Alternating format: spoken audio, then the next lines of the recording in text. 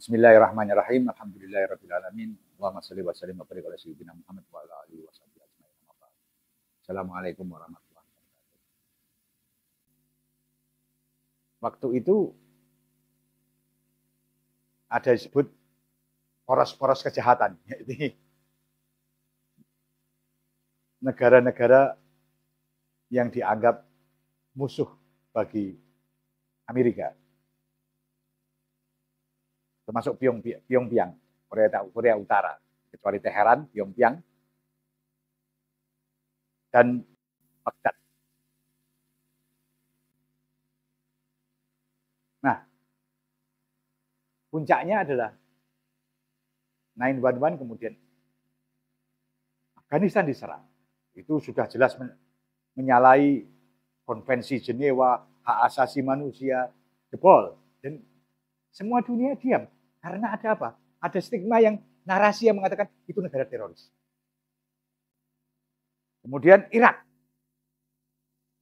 Serang begitu rupa.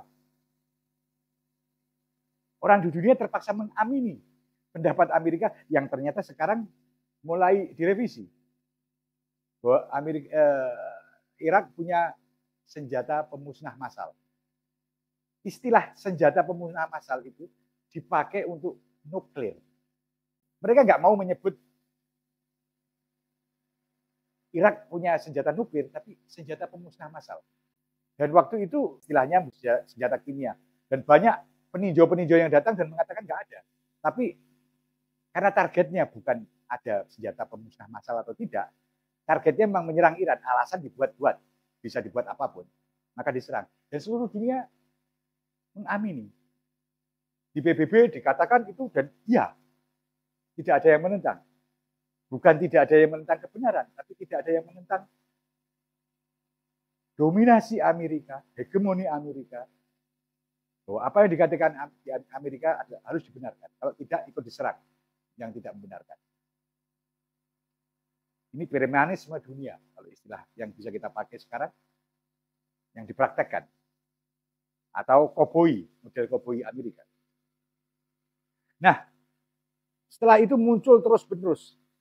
Anda bayangkan, Libya. Libya itu negara yang sangat kaya. Bahkan rakyatnya sangat sejahtera. Karena semua, hampir banyak hal ditanggung oleh negara.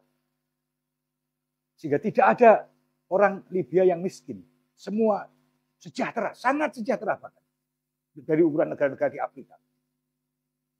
Pendapatannya, pemberian, jadi hasil penjualan minyak itu bukan untuk negara, tapi dibagi untuk warganya.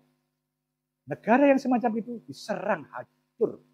Bahkan sekarang menjadi negara paria, negara yang sangat miskin. Alasannya, karena Gaddafi diktator. Tapi bukan itu alasannya. Karena sumber minyak di sana dipakai untuk rakyat Libya. Dan Libya, Gaddafi tidak mau begitu saja tunduk pada kemauan-kemauan negara Amerika. Itu juga Suriah dan lain sebagainya. Kita lihat polanya sama. Dan kita lihat kemandulan negara-negara anggota PBB untuk menghalangi itu terjadi. Jadi kemandulan itu bukan hanya tentang Palestina hari ini. Sejak awal itu mandul semuanya dan bisa seenaknya. Hari ini hanya punya satu kelebihan dibanding sebelumnya. Hari ini masyarakat dunia tidak begitu saja memakan mentah-mentah narasi yang dibuat oleh Zionis maupun oleh Amerika. Meskipun kalau Anda lihat media mainstream, media-media utama Amerika, Eropa, selalu menutupi, selalu membalikkan fakta di Palestina.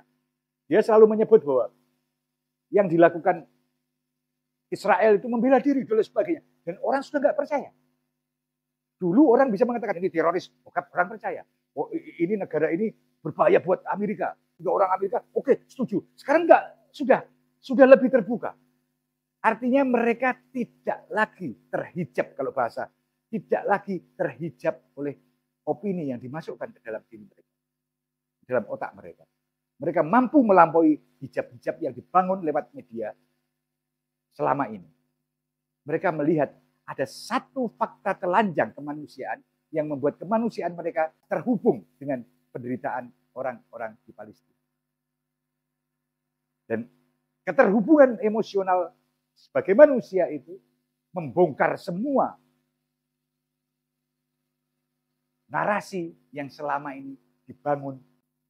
Itu menguntungkan sebenarnya bagi peradaban kita, bahwa kalau ini dikelola sedemikian rupa, bisa merubah wajah dunia. Yang aneh, di negara-negara muslim justru tidak tampak muncul ke permukaan. Karena masih ada sekat-sekat itu yang belum sepenuhnya dibongkar. Sekat-sekat tentang tadi, perbedaan madhab, perbedaan ideologi dalam tanda petik, perbedaan sikap terhadap modernitas, itu masih menjadi penghalang orang untuk bertindak apa adanya tentang peristiwa di Palestina. Ada satu titik yang kita lupakan. Buku-buku yang ditulis tahun 70-an menyebut bahwa sekarang nasionalisme itu jadi alat oleh perusahaan-perusahaan multinasional, mereka yang mendikte pemimpin-pemimpin itu untuk membela kepentingan mereka. Apa yang terjadi di Amerika adalah kepentingan kelompok kecil penguasa ekonomi itu yang mendikte politik dalam negeri dan luar negeri Amerika. Kelompok kecil itu yang paling aktif, yang paling vokal disebut lobby Yahudi. Mereka yang memainkan peran penting. Dan ini bukan barang baru. Kalau Anda baca banyak file, banyak buku-bukunya dikarang. Dulu waktu di di Amerika Latin, satu contoh. Untuk ada daerah tertentu yang mempunyai sumber alam kaya, tapi ada masyarakat di situ, masyarakat adat atau masyarakat umum di situ yang menolak, mereka bisa melakukan genosida. Meskipun tidak terekspos seperti sekarang. Itu terjadi tahun 70-an. Bahkan mereka menggunakan alat-alat dengan sangat jahat, menggunakan perangkat-perangkat lembaga-lembaga keagamaan tertentu untuk menyebar racun sehingga orang-orang di masyarakat ada itu mati. Karena mereka tidak mau keluar dari daerah yang ingin mereka kelola.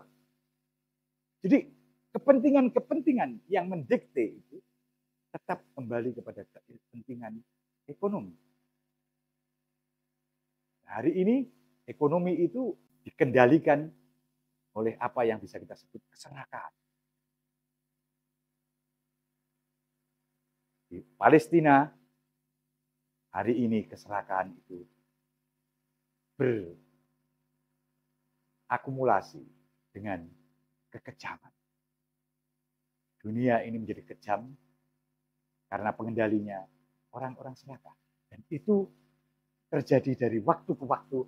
Setidaknya kalau kita lihat dalam rentang waktu abad 19 sampai 20, 21, terjadi di mana-mana secara sporadis. Dan karena hari ini ada media sosial yang cukup efektif dalam konteks ini, mengunggah persoalan kekejaman itu di Palestina, orang di dunia sadar bahwa ada yang salah dengan peradaban. Ada yang tidak benar dengan peradaban.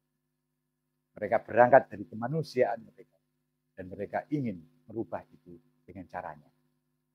Tapi kalau akarnya tidak dirubah. Akar itu ada di PBB.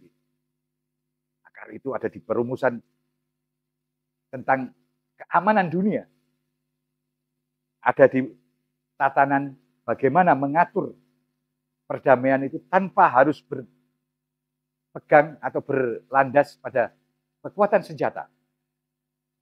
Selama itu masih menjadi faktor utama, maka kecil kemungkinan itu terbentuk karena kemudian yang kuat yang menang. Orang yang percaya kuat akan lebih bisa mendikte siapa saja. Kita lihat peradaban kita ternyata dibangun bukan dengan akal sehat. Peradaban kita dijalankan bukan dengan nurani kemanusiaan. Peradaban kita dipamerkan bukan dengan kebijaksanaan, tapi dengan kekejaman dari waktu ke waktu. Ini renungan buat kita semua, supaya kita tak terjebak untuk mempraktekkan itu.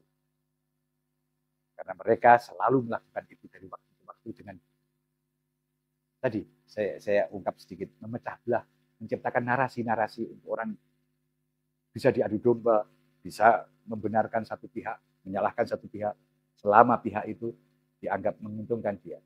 Dan nanti ketika tidak menguntungkan, pihak yang asalnya di pihak mereka bisa jadikan target untuk dimusuhi. Dan seterusnya. Kalau kita tunduk seperti itu, tampaknya kita nggak akan menang. Kita harus kembali paling tidak dengan ide-ide non-blok, membangun satu poros sendiri untuk tidak terdikte oleh kekuatan-kekuatan yang ingin menghegemoni kita. Wassalamualaikum warahmatullahi wabarakatuh.